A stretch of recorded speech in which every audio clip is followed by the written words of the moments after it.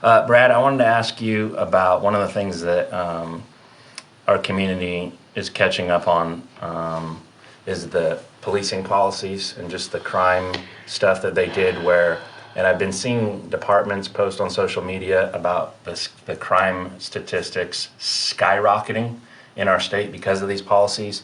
I got a text message last night or the night before from Albuquerque, New Mexico. Yes, I understand that that's a different state, but Skip Isaac's church, where church security guy was killed by a car in the parking lot, and he was just doing church security. But a lot of the issues in our state stem from that police are not allowed to pursue. The criminals know this, and so now they just drive away. Mm-hmm. Community gets frustrated because they're like, "Why am I calling you? You're not doing anything. You show up, and the police hands are tied because of these policies." But then it seems like we've made some ground, or some of those are going away. But with the midterms coming up, I want to talk about this issue. What can we do, and where is it at with the policing policies? So this today at noon, I was on a Zoom meeting with law enforcement leaders from all around the state of Washington, because I still am a state legislator and still am on the Public Safety Committee. And so it's extremely frustrating.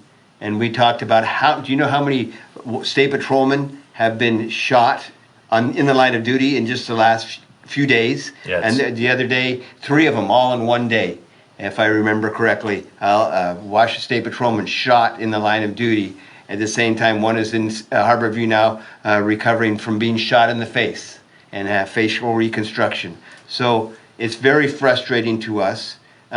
So the answer is always the same in the United States of America. What's the first 3 words to the preamble to the U.S. Constitution? We the people. We the people. And I could go on and on and on with other examples exactly the same, until the people rise up and tell their elected officials, we are not putting up with this anymore. We want our law enforcement officers to be able to do their jobs to protect our communities. You're going to get more of the same.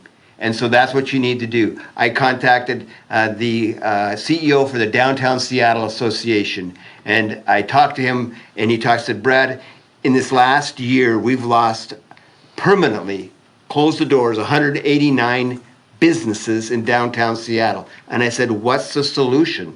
And he said, get these drug-addicted, homeless people off our streets. And we talked about it and how law enforcement could do that in 2 weeks if they would just be empowered by the public officials over them, which is the Seattle City Council.